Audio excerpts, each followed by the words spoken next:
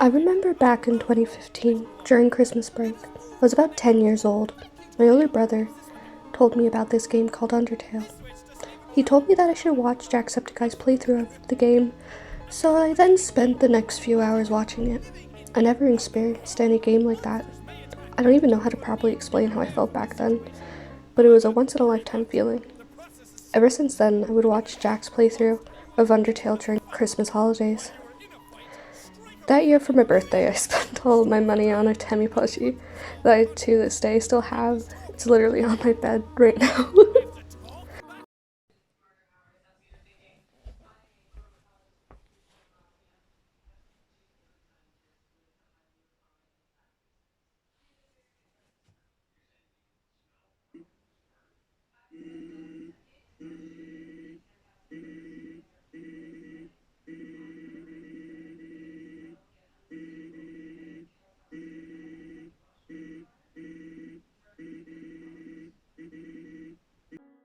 Hi!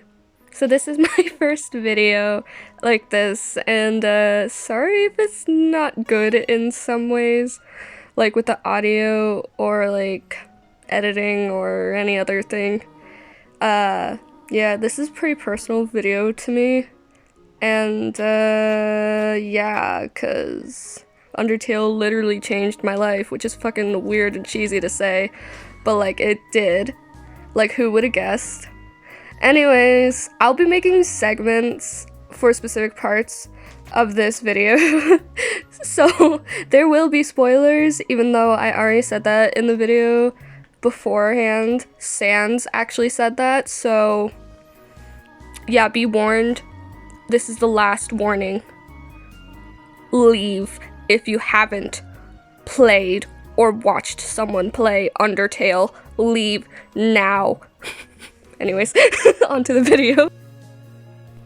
Most of you probably already know what Undertale is since you clicked on this video, but in case you don't, here's the rundown. Undertale is a 2015 2D role-playing video game created by American indie developer Toby Fox.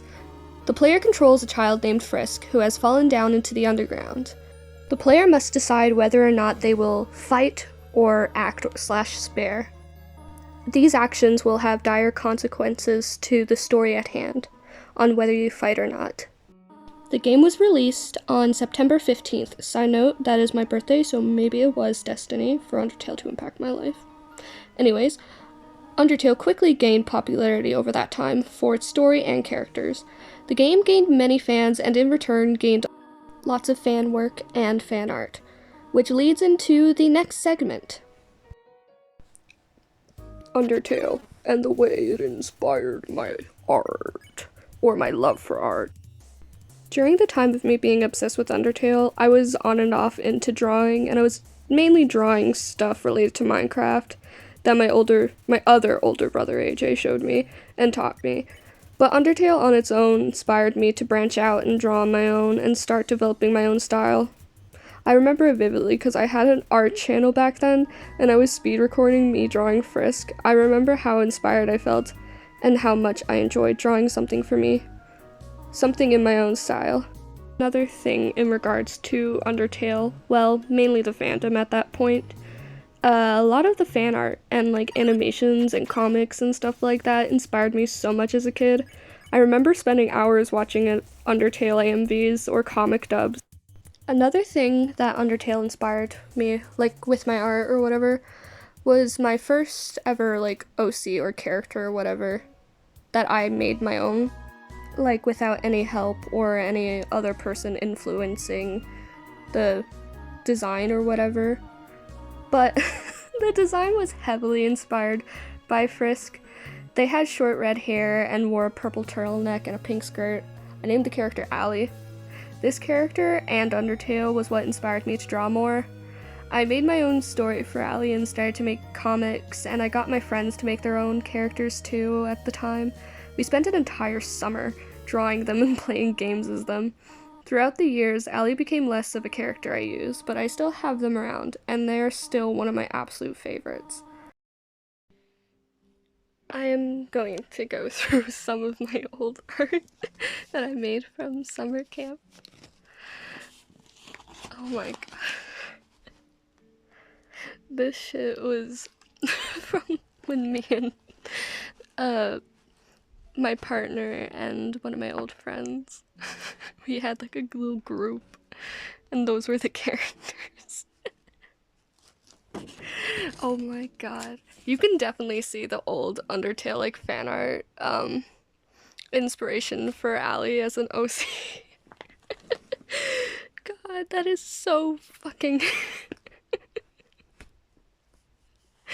that's so stupid. Oh, that was just not finished.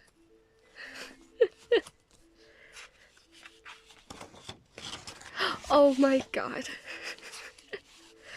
I think the rest might be the other way. I'm not sure. I'll turn it around anyways.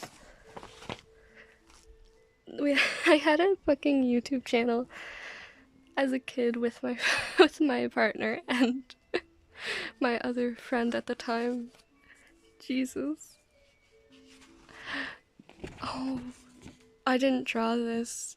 My partner did when we were when we were in summer camp back when I think they were like 10 then. It was a fucking FNAF thing. Jesus.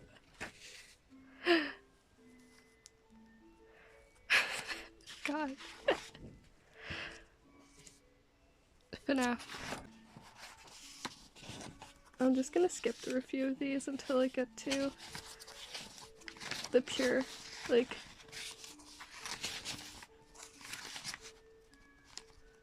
Undertale inspiration type deal.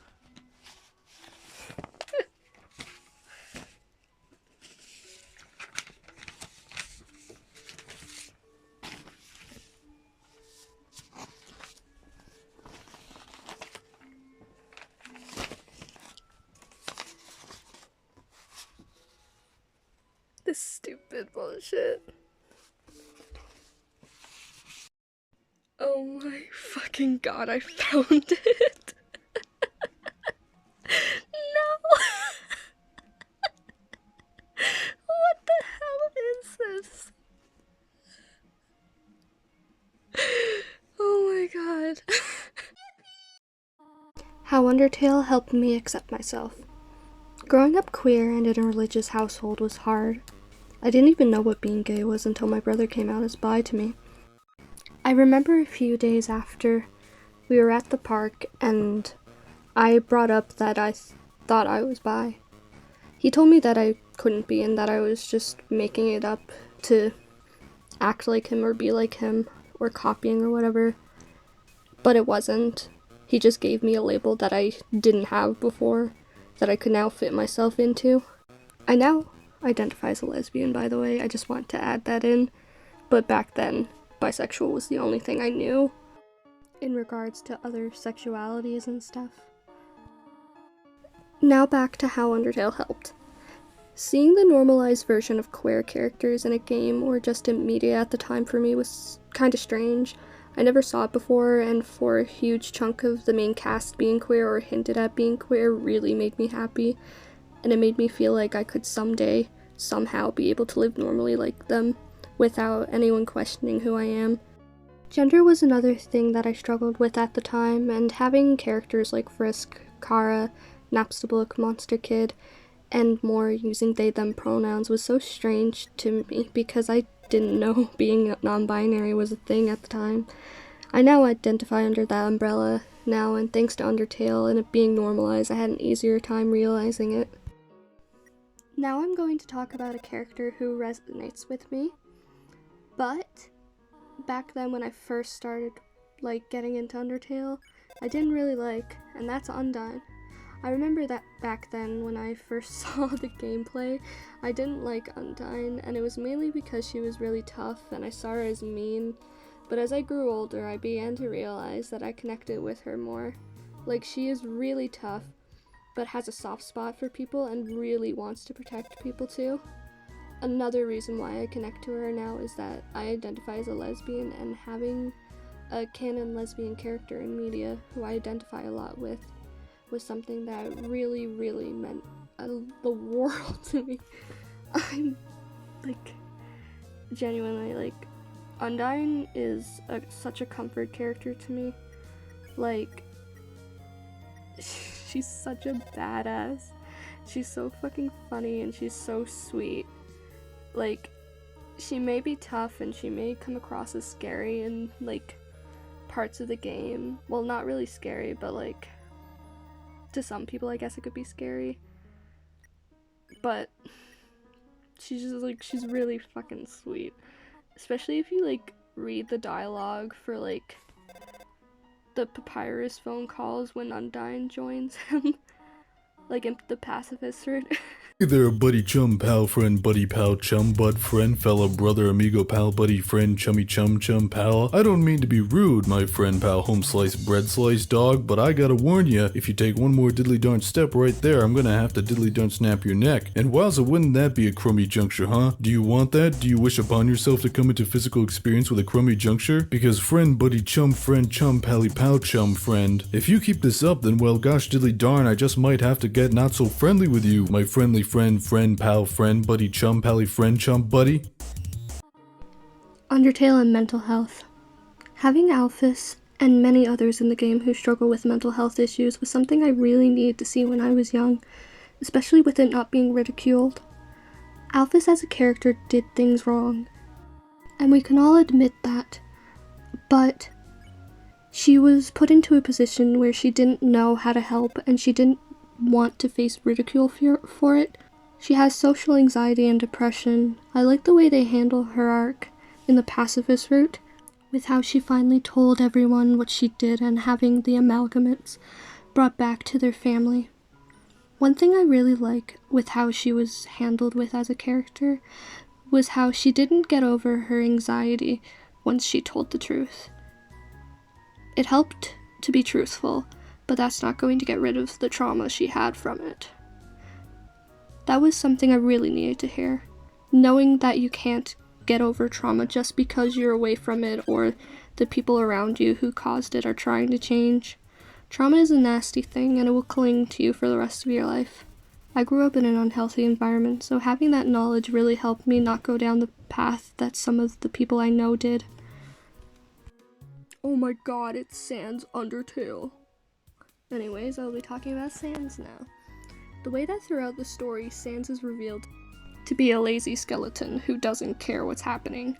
But when you really look at the way he acts and behaves, it becomes more like he's dealing with severe depression and doesn't care anymore about anything. His room is a state and he's stuck in a loop of day-to-day stuff while everything around him is withering away.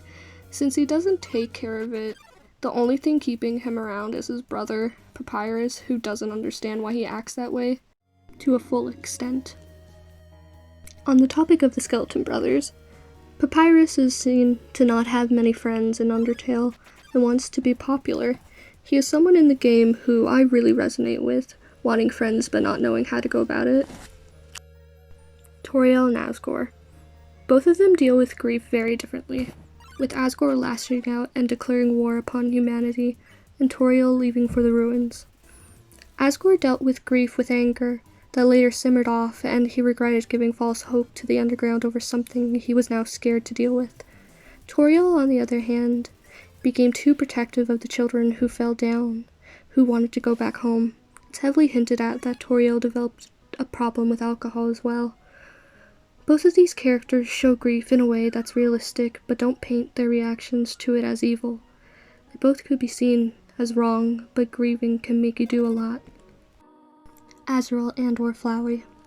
The character of Azrael reminds me a lot of myself, having gone through a lot of things in my life that has resulted in me not feeling much and feeling almost numb in a way, not to be edgy. But having Azrael, the sweet character he is, and was portrayed as before anyone figured out he is Flowey. The thing is, Flowey makes me think of what happens to kids when they are traumatized, and no one knows or realizes. They just become numb and stop caring about people around them. I felt like that before, and it sucks feeling such a way and not having anyone who will listen or who will understand what's like going through that, and having people compare, like, what happened to that sweet kid I knew, or something along those lines. I still have mental health issues, and it's still never going to leave. Undertale's morals. The moral of Undertale being that of choice. They want you to see the effect of your choices, whether it's killing one person or everyone. Undertale as a game has way too many endings for me to explain. I will stick to the pacifist route and the genocide route. In the pacifist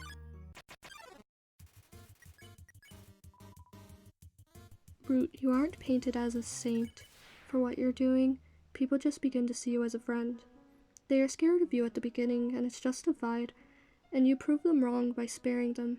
Sans even directly quotes that it doesn't mean that you were naive or anything like that, it just means that you decide to do what's right. Meanwhile, genocide is something you actively have to do. You can't accidentally play it. They actively take away everything in the game that was good or fun, and it's your own fault. You choose to do that route. You did the murder. Side note, everyone who says that Kara is evil is so weird, because they are literally supposed to be the reflection of the player, but they also have their own character arc and story or whatever. They have their own backstory, and they act as two things: a character in a game and a reflection of you as the player.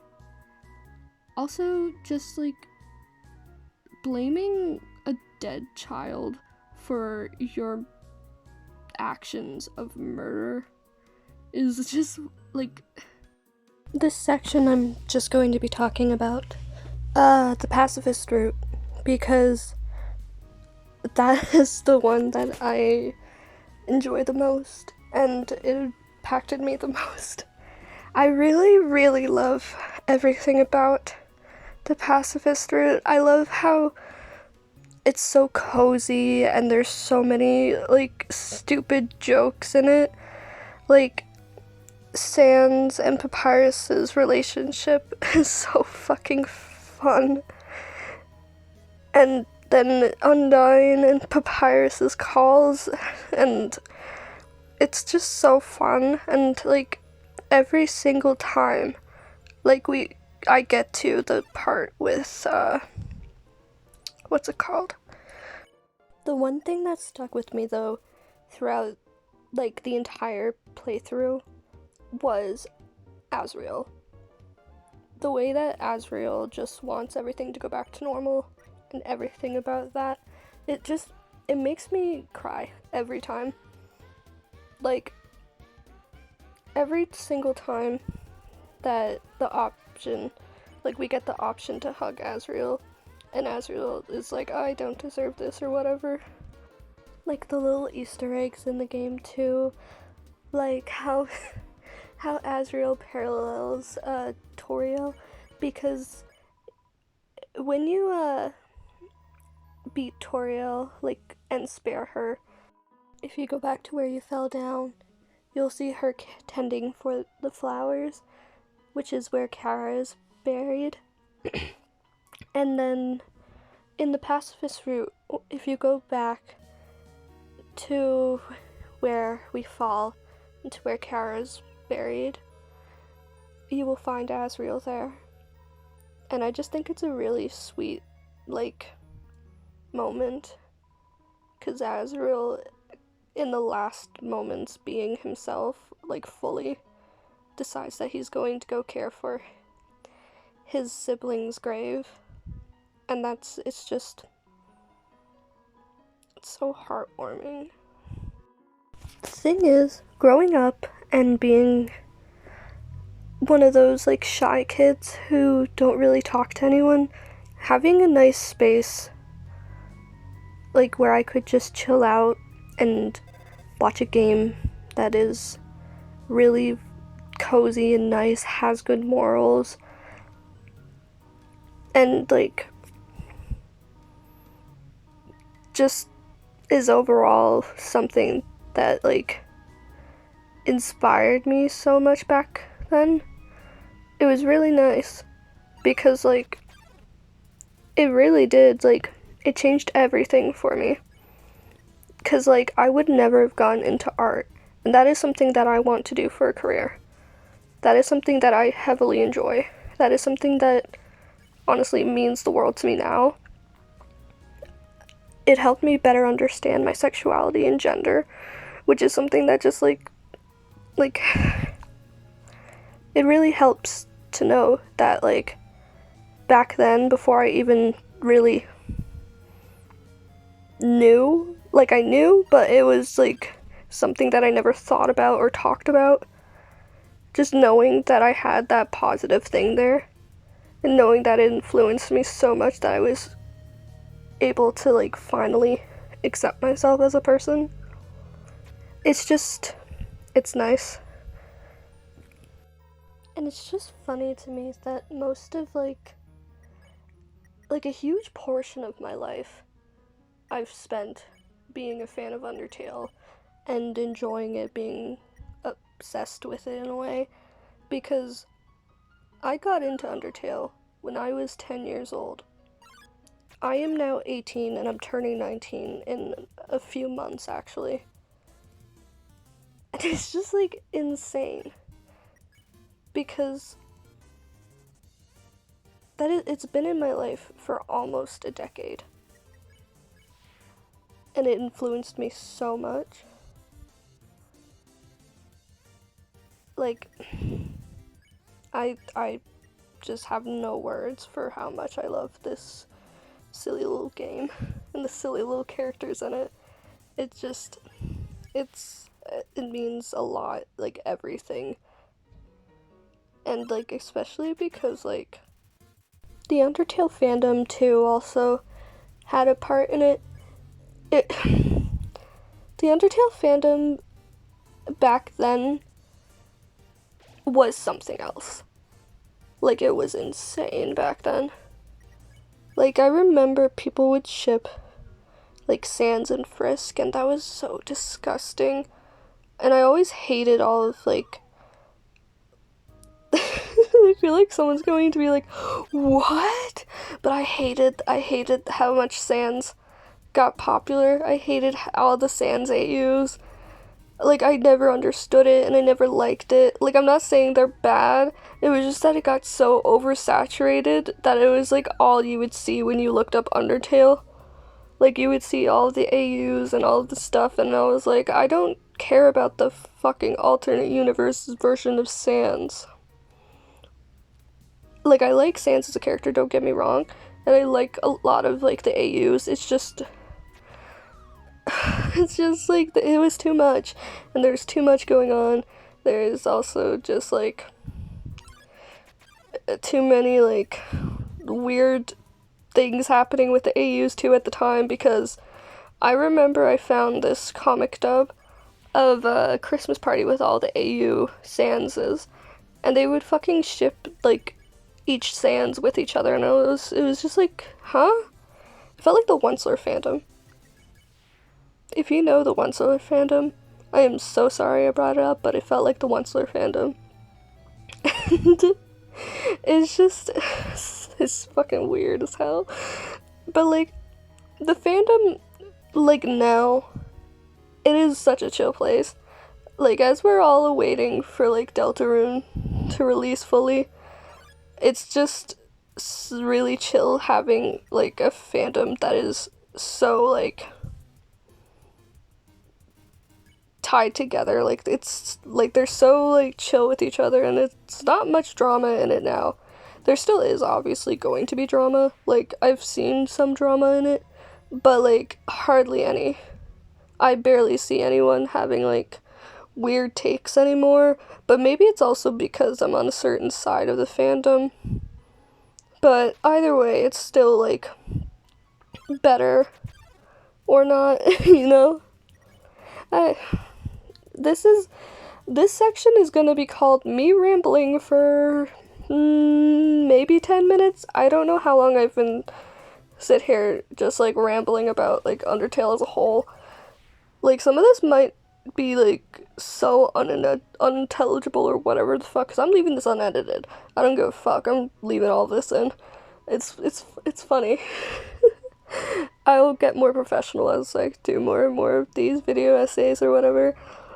Because I plan on doing them a lot more. Anyways, I'm going to stop talking about that. I'm gonna end the video soon, so on to the outro.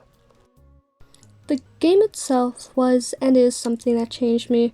From the way I view myself and others and how I got my biggest hobby and dream job, Undertale as a whole is at the root of me as a person, which is so weird to think about, honestly, because I never really thought that something could inspire a person so much.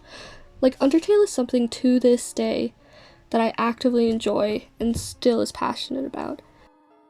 After making this video, I'm even more excited for Deltarune coming out, since the game so far is something that has given me the same vibe I had when I first watched Jacksepticeye play Undertale.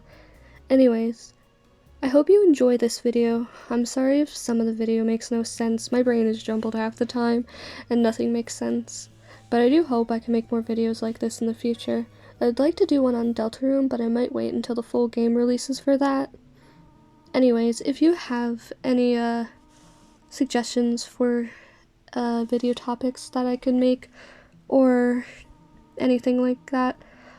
Also, I'd really appreciate it if you would follow my Instagram and check out my commissions, because I'm going to be starting, not going to, I have started them, but I really, really hope that I can actually get more people into commissioning me, because I really, really want to make it into a job to, like, just do art as a whole. Like, it's just, it's hard being an artist. Ooh, who would have guessed? It's so hard being an artist. Anyways, thank you for watching. This was a really fun video to make. Bye!